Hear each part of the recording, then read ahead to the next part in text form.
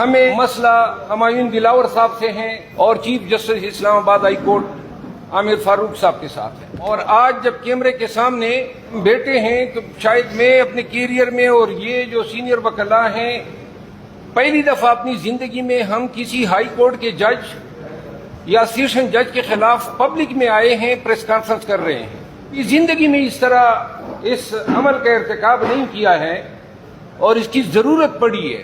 عمران خان کے ساتھ chief justice اسلام آباد ہائی کورٹ اور اس کی ایما پہ ہمایون دلاور صاحب نے انصاف سے ہٹ کر جو کام شروع کیا ہوا ہے، جو روزمرہ کی بنیاد پہ کارروائی، عدالتی کارروائی کا نام دے کے جو ناانصافیاں کی جا رہی ہیں، اس نے ہمیں مجبور کیا ہے کہ ہم یہاں عدالت کا احترام کو ملحوظ خاطر رکھتے ہوئے جہاں ان کو یہ بتائیں کہ آپ کے فرائض انصاف کرنا ہے، کسی کے لیے کمپرومائز نہیں ہونا ہے، وہاں ہم نے قوم کو بھی یہ بتانا ہے کہ یہ جج صاحبان کمپرومائزڈ ہیں، اور اس کی نظیریں ملتی ہیں ورلڈ جورسڈکشن میں، دنیاوی جورسڈکشن میں آپ جائیں تو آپ کو ملے گی۔ امریکہ میں جارجیا کی سپریم کورٹ کے جج کو اگر آپ کہتے ہیں کہ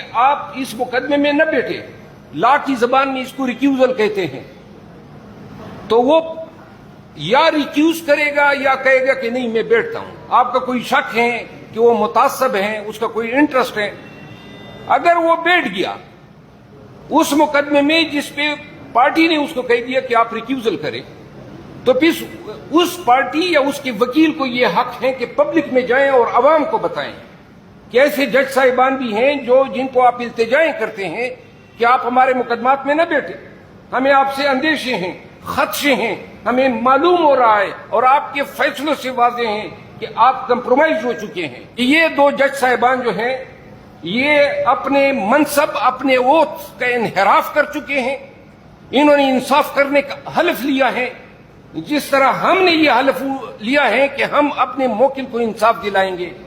لہذا اگر جج صاحبان ناراض ہوتے ہیں یا وہ یہ سمجھتے ہیں تو ہم ہر قسم کے نتائج بھگتنے کو تیار ہیں، اس کا پراب ہونا چاہیے، ہمارے الزامات کا پراب ہونا چاہیے۔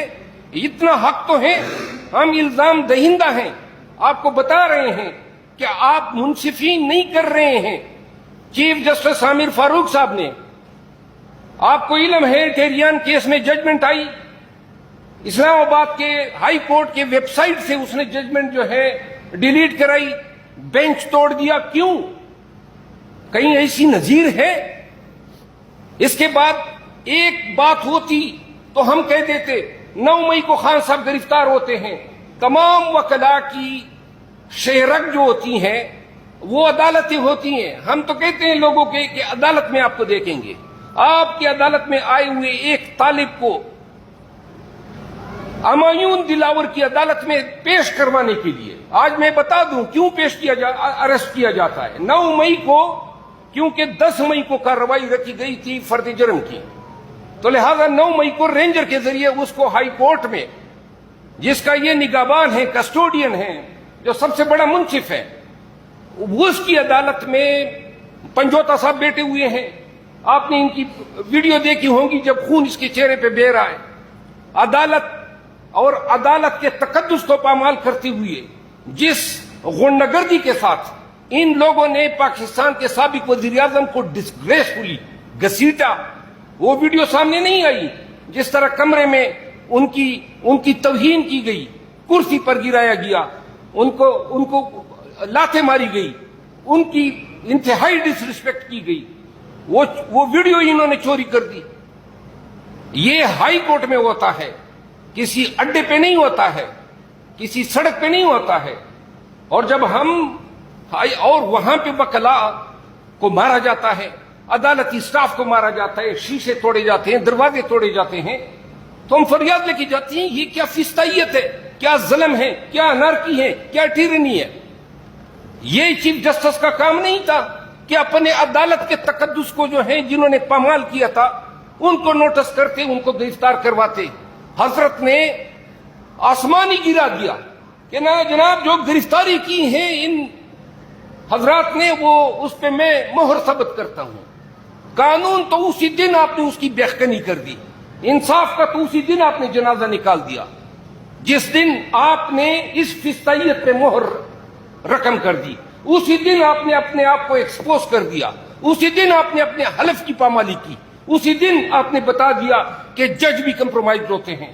اور پھر جب انہوں نے یہ کیا شوشا کے لیے, ڈرامے بازی کے لیے, آئی جی کو ابھی 10 منٹ میں طلب کر لیں, 1 گھنٹے میں طلب کر لیں, کدھر گئی وہ تبیین عدالت اور جو حکم کیا تھا کہ اس کی FIR ہم درج کریں گے. ہماری 30 سال شعیب صاحب کی مجھ سے زیادہ وکالت ہیں, 35 سال اس پیشے میں گزرے ہیں. تمام جج صاحبان کو دیکھا ہے, کچھ زندہ ہیں, کچھ ابھی سرونگ ہیں, کچھ مر چکے ہیں. یہ عدالتی ڈرامہ بازیاں جو ہیں یہ ہم اچھی طرح سمجھتے ہیں. اس دن آپ نے یہ فیصلہ کیا, اس دن آپ نے اپنے آپ کو ڈسکوالیفائی کر دیا. یہاں پہ آپ نے نا انصافی ختم نہیں کی. ہمایوں دلاور صاحب پہ بعد میں آتا ہوں. ہم ہمایوں 9 تاریخ کو خان صاحب گرفتار ہوتے ہیں, 10 تاریخ کو میں اور خواجہ عارف صاحب اور بیرسٹر گور صاحب, ہمیں کہا جاتا ہے صبح کہ جی وہ عدالت تو پولیس لائن چلی گئی. اب آپ لوگ سن لیں اور پاکستانی قوم بھی سن لیں, کبھی پاکستان کی تاریخ میں اور دنیا کی تاریخ میں کبھی پولیس لائن میں عدالت نہیں لگی ہے.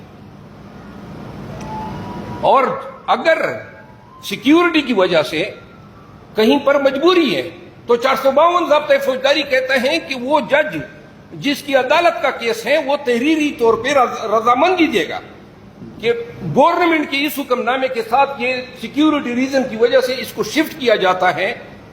کوئی رضامندی انہوں نے نہیں کی. اور صبح میں پتہ چلتا ہے کہ جناب خان صاحب کو پولیس لائن میں ایک پولیس افسر کے گھر جو اس کا ریزیڈنس تھا اس کو عدالت نے ڈکلیئر کر کے پیش کیا جائے گا.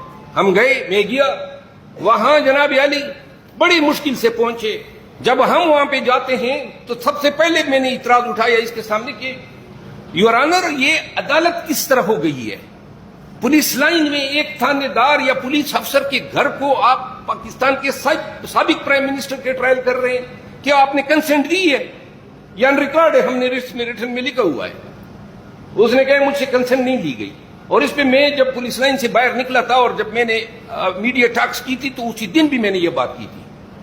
تو سب سے پہلے عمران خان کے ٹرائل پولیس لائن میں ہوتے ہیں کہ آپ اپنی مرضی کی جگہ چنیں, لیکن وہ جگہ چنیں جو پراسیکیوشن کی نہ ہو, جو پولیس کی نہ ہو, کہ وہ تو ہمارے مدعی ہیں, وہ تو ہمارے خلاف گواہ ہیں.